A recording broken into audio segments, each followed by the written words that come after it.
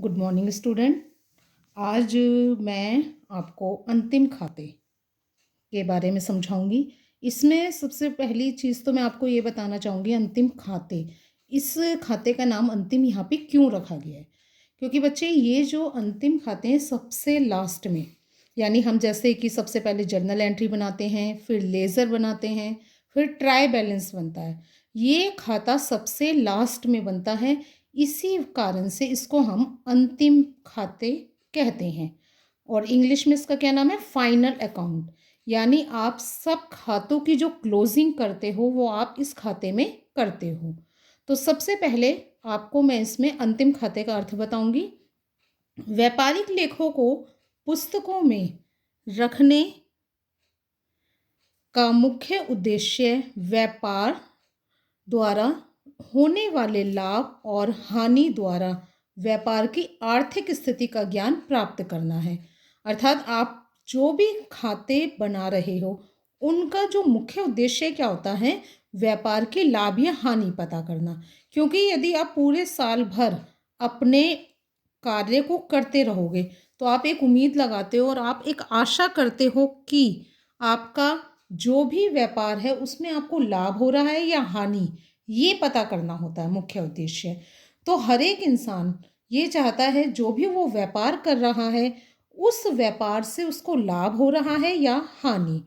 वर्ष अथवा किसी निश्चित अवधि के अंत में व्यापारी अपने लाभ एवं हानि तथा व्यापार की आर्थिक स्थिति का सही ज्ञान प्राप्त करना चाहता है। और वो तभी पता कर सकता है जब वो अपने ये फाइनल अकाउंट कंप्लीट करता है। क्योंकि जब तक वो ये अपने फाइनल अकाउंट पूरा कंप्लीट नहीं करेगा तो उसे अपने व्यापार की आर्थिक स्थिति का नहीं पता चल पाएगा। और वो वर्ष के अंत में ये भी नहीं पता कर पाएगा कि उसका व्यापार लाभ में जा रहा है या हानि में।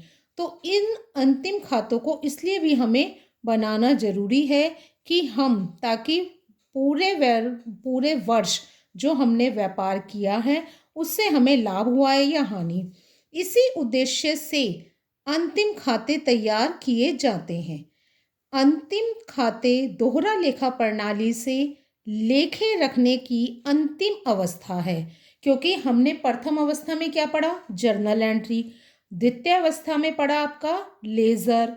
और तृतीय अवस्था में हमने पढ़ा ट्राई बैलेंस। और यहाँ अंतिम अवस्था जो आप पढ़ रहे हैं वो आप पढ़ रहे हो फाइनल अकाउंट। अंतिम अवस्था होने के कारण इसे हम अंतिम खाते भी कहते हैं, यानी फाइनल अकाउंट। क्योंकि ये बिल्कुल अंत में बन रहा है तो इसलिए हमारा ये फाइनल अकाउंट है। इनको तैयार करने के पश्चात उस वर्ष से संबंधित कोई खाता खोलना शेष नहीं रह जाता है। अंतिम खाते के अंतर्गत व्यापारिक खाता, जिसे कि हम ट्रेडिंग अकाउंट बोलते हैं, लाभ हानि खाता, जिसको हम बोलते हैं प्रॉफिट एंड लॉस अकाउंट, स्थिति विवरण या स्थिति चिट्ठा, बैलेंस शीट। तो यानी इन अंतिम खातों के अंतर्गत हम 3 खाते तैयार करते हैं: trading account, profit and loss account और बैलेंस शीट। अब मैं आपको ट्रेडिंग अकाउंट का परफॉर्मा बताऊंगी। सबसे पहले इसका जो परफॉर्मा स्टार्टिंग होता है, सबसे पहले हम लिखते हैं ट्रेडिंग अकाउंट। उसके नीचे ब्रैकेट में आप लिखोगे फॉर द ईयर एंडेड 31 मार्च 2016। जो भी प्रश्न में आपको ईयर दिया होगा वो आप ईयर यहाँ पे लिखेंगे। और ये चीज़ ध्यान रखिए, ये हर साल के अंत में बनता है तो इसलिए हमने यहाँ लिखा है फॉर द ईयर एंडेड। सबसे पहले हम इसमें लिखते हैं टू ओपनिंग स्टॉक। यहाँ टू ओपनिंग स्टॉक लिखकर यहाँ हम अमाउंट लिखते हैं। तो यहाँ पे ये जो ओपनिंग स्टॉक है ये आपका पिछले साल जो भी आपने जब 31 दिसंबर को आपके पास क्लोजिंग स्टॉक था वही आपका इस साल का जो लास्ट स्टार्टिंग है वो यहाँ पे उसका ओपनिंग स्टॉक बन जाता है।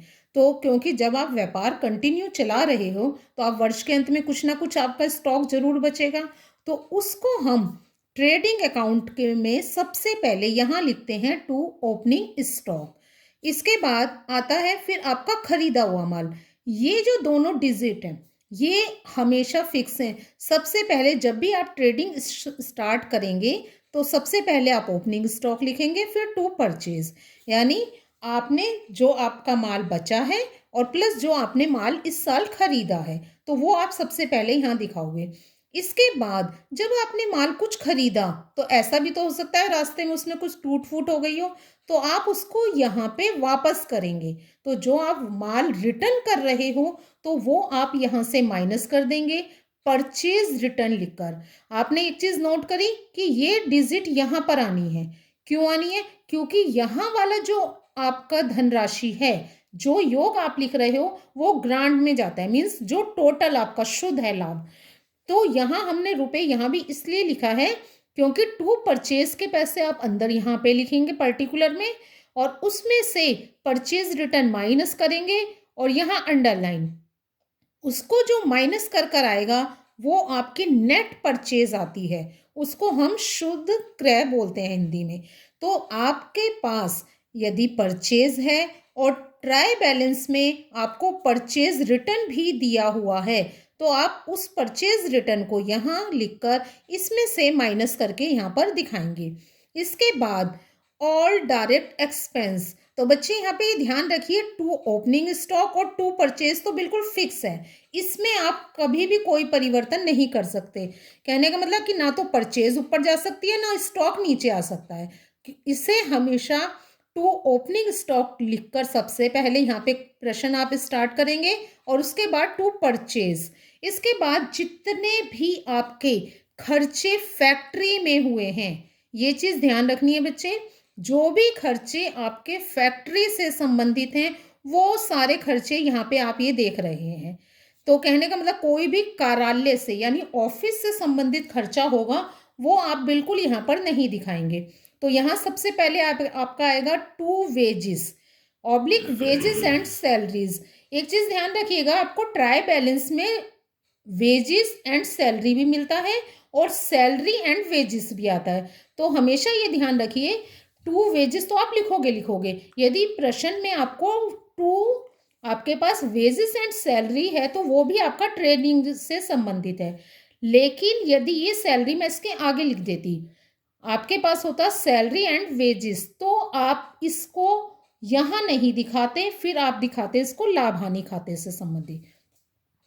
इसके बाद आता है आपका to freight, cartage and carriage. तो ये तीनों आपको अलग अलग भी दे सकता है वो, और एक साथ भी दे सकता है। तो ये आपको देखना ध्यान रखना है, जो भी आपके ये भाड़ा है, जो भी गाड़ी भाड़ा आप खर्च कर रहे हो वो भी आपका ट्रेडिंग में ही आएगा।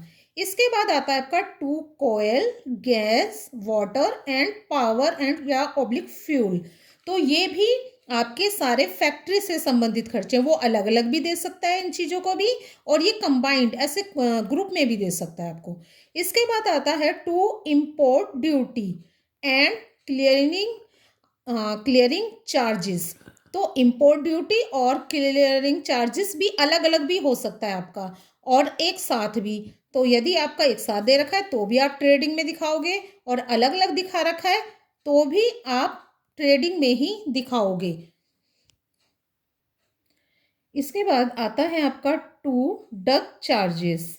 डक चार्जेस होता है बच्चे जो बंदरगाह पर, जब आपका माल बंदरगाह पर उतरता है तो वहां पर आपको चार्ज करना पड़ता है। जैसे आपने कच्चा माल, कोई आपका रॉ मटेरियल आया है बंदरगाह के रास्ते से, तो वो उसके लिए आपका डक चार्जेस लगता है। टू ऑक्ट्राई, ये चुंगी, जब आप एक शहर से, एक राज्य से दूसरे राज्य में प्रवेश करते हैं तो वहां पर आपको चुंगी देनी पड़ती है।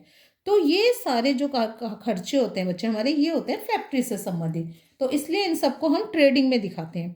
इसके बाद आता है आपका टू मैन्युफैक्चरिंग एक्सपेंस। आपने जो चीज़ भी आप उत्पादन कर रहे हो, मैन्युफैक्चरिंग कर रहे हो, उसका खर्चा।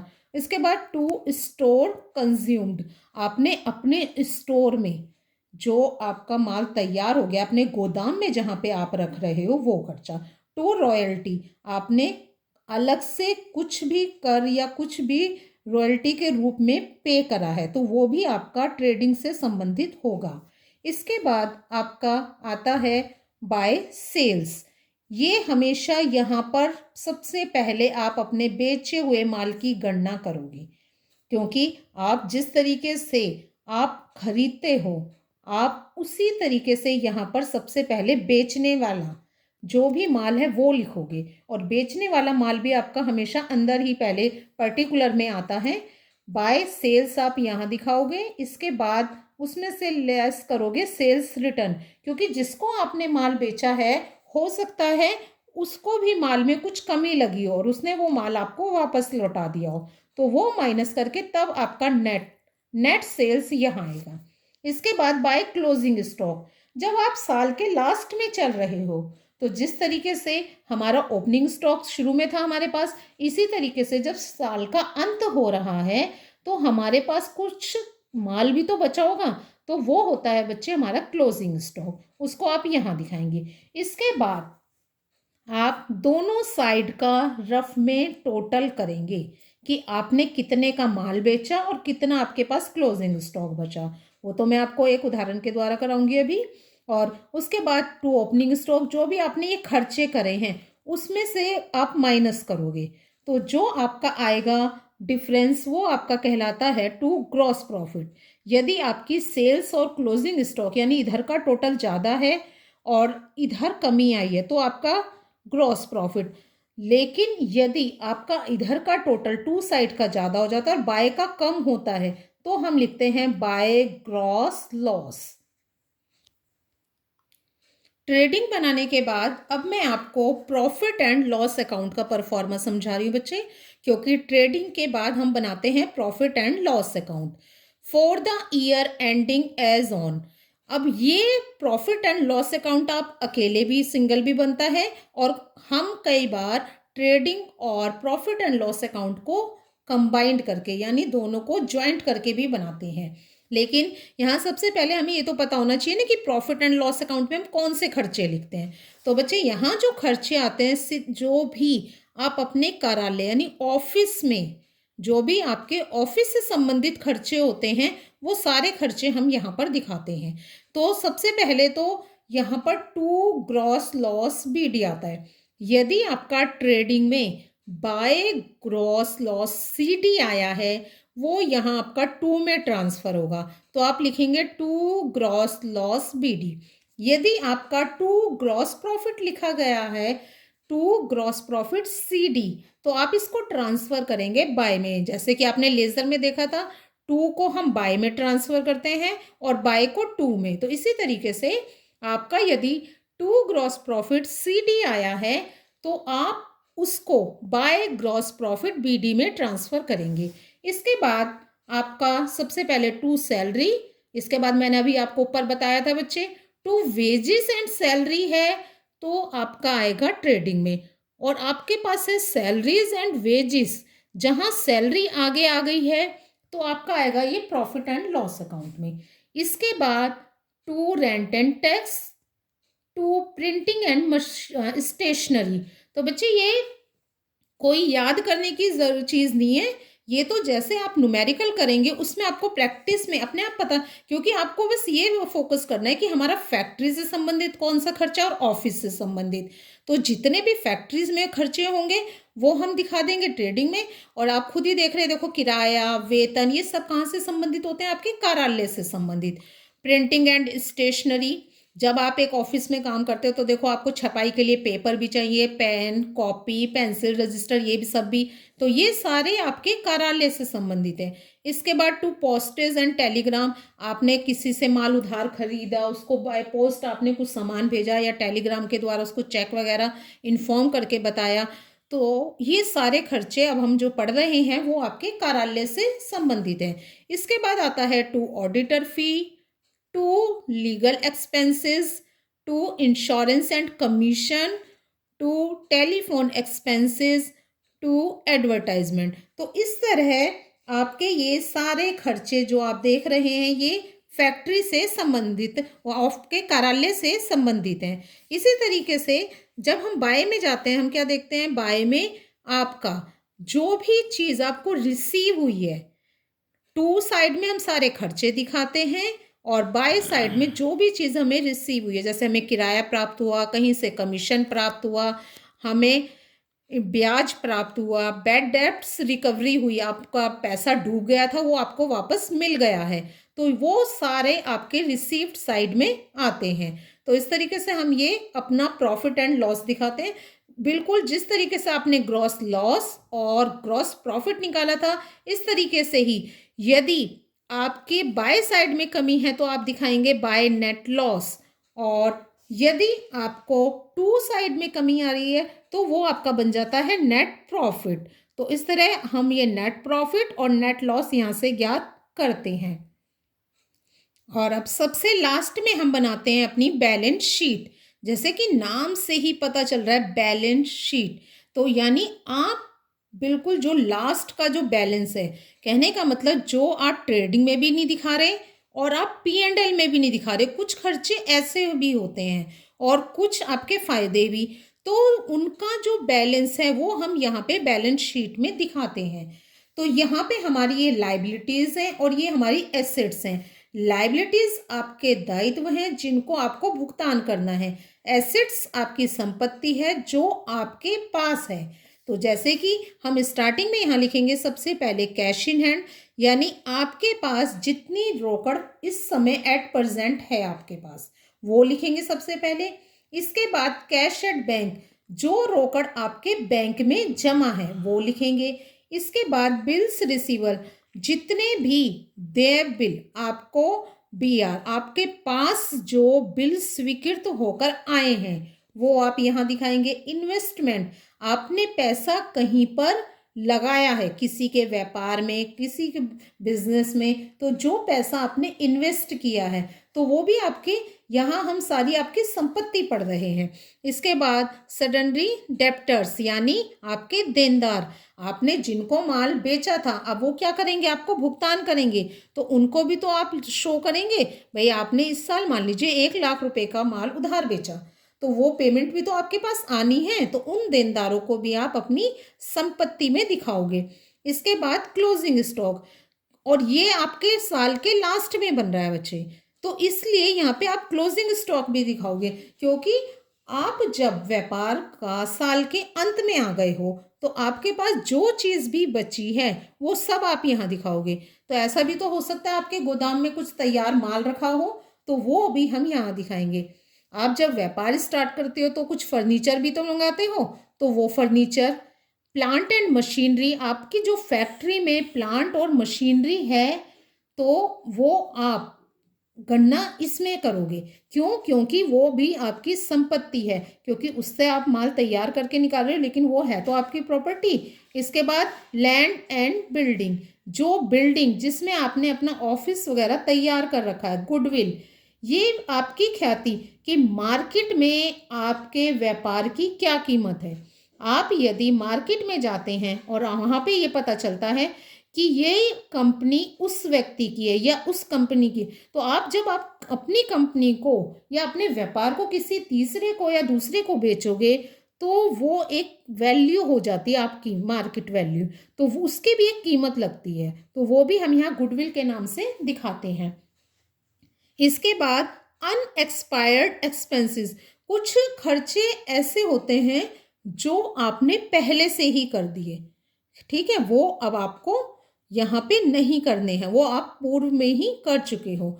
इसके बाद एक्यूर्ड इनकम, जो इनकम आपको प्राप्त होनी है, आपने कमाई थी पिछले महीने और अब आपको वो प्राप्त होनी है, तो वो आप एक्यूर्ड इनकम में दिखाएंगे। इसके बाद आपकी आती है लाइबिलिटी, अब आपको क्या क्या भुगतान करना है। तो यहाँ सबसे पहले बैंक ओवरड्राफ्ट, जैसे कि आप जानते हैं बैंक ओवरड्राफ्ट के बारे में, जो भी पैसा आपका बैंक में जमा है उससे ज़्यादा आप निकाल लेते हो, जो भी बैंक में आपका पैसा जमा है उससे ज़्यादा जो भी आप निकालोगे वो आपका बैंक ओवरड्राफ्ट बन जाएगा। बिल्स पेबल, आपने जो बिल स्वीकृत करके दूसरों को दिए हैं तो वो आपको भुगतान करने हैं। सडनली क्रेडिटर्स, लेनदार, आपने भी तो किसी से कच्चा माल उधार खरीदा होगा, तो वो आप उसके लिए क्या होगा, लेनदार।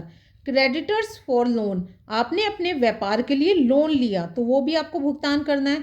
तो लाइबिलिटीज़ में वो सारे दायित्व दिखाओगे आप जो आपको भुगतान करने हैं।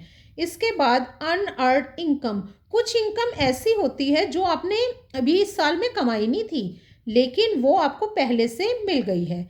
रिजर्व एंड सरप्लस, कुछ फंड हम जब अपना व्यापार करते हैं तो वो रिजर्व करके चलते हैं। जैसे कि आप लोग अपने घर में देखते हो ना, आप अपनी थोड़ी सी सेविंग अलग से करके चलते हो कि वो कब पता नहीं आपको ज़रूरत पड़ जाए। ऐसे ही प्रत्येक व्यापारी भी अपना कुछ पैसा रिजर्व करके चलता है। वो ये देखता है कि कभी भी मुझे व्यापार में कोई हानि होगी तो वो मुझे पैसा वहाँ पे वो लगा सकता है। तो इसके बाद कैपिटल, जो भी व्यापारी व्यापार में पैसा लगाता है वो उसकी पूंजी यानी दायित्व बन जाता है। तो आपने अपना पैसा जो व्यापार में लगाया है, अब वो आपका कैश नहीं है, वो यहाँ पे आपका कैपिटल है। इसमें आप जोड़ोगे इस साल जो आपको नेट प्रॉफिट हुआ है, इसको भी पर्टिकुलर में कैपिटल को दिखाना है फिर सबसे पहले। ठीक है, यहाँ कैपिटल लिखेंगे आप, फिर ऐड नेट प्रॉफिट जो प्रॉफिट हुआ इस साल। इसके बाद आप एक चीज़ के और हकदार हैं यहाँ पे अपने व्यापार में, आपको अपनी पूंजी पर ब्याज मिलेगा। तो इंटरेस्ट ऑन कैपिटल यहाँ पे, इन दोनों का जोड़ के आप यहाँ योग दिखाएंगे। इसके बाद आता है लेस ड्राइंग। ड्राइंग क्या होता है बच्चे? जो भी व्यापारी अपने निजी खर्चों के लिए अपने व्यापार में से पैसा निकालता है, मान लीजिए उसने व्यापारी को अपने इस बच्चे की स्कूल की फीस चुकानी है तो वो पैसा व्यापार में से ही तो निकालेगा, तो वो किस खाते में डालोगे आप? ड्राइंग में। तो यहाँ वो पैसा अब आपकी कैपिटल में से माइनस होगा और साथ में आपको उस पर इंटरेस्ट भी देना पड़ेगा, क्योंकि आपने मान लीजिए अपने व्यापार में से इस तरीके से धीरे धीरे से 50-60 हज़ार रुपये निकाल लिए, तो वो तो माइनस करोगे और 1 साल का आप इंटरेस्ट भी दोगे। तो दो चीज़ें यहाँ से आपकी पूंजी में से माइनस होगी। इसके बाद फिर जो आएगा वो आप यहाँ लिखेंगे। इसके बाद दोनों साइड का योग हमेशा यहाँ पे बराबर आता है। ये चीज़ सबसे इम्पोर्टेंट है बैलेंस शीट की, क्योंकि जितनी आपके पास संपत्ति होगी उतने ही आप दायित्व करोगे। यानी एक चीज़ तो बताइए, आपके हाथ में 1 लाख रुपए है तो आप 1 लाख ही तो खर्च करोगे, वो चाहे आप अपने लेनदार को दो, चाहे आप लोन के रूप में लो, चाहे आपकी ना कमाई हुई इनकम। तो यानी दोनों साइड का योग साल के अंत में आपका ये बराबर होता है। तो इस तरह आज आपने फाइनल अकाउंट के तीनों खातों के बारे में आपको पूरी जानकारी दी गई। तो यहाँ पे हमने सबसे पहले ट्रेडिंग अकाउंट बनाया, उसके बाद P&L अकाउंट बनाया यानी प्रॉफिट एंड लॉस अकाउंट, और लास्ट में हमने बनाई इसकी बैलेंस शीट।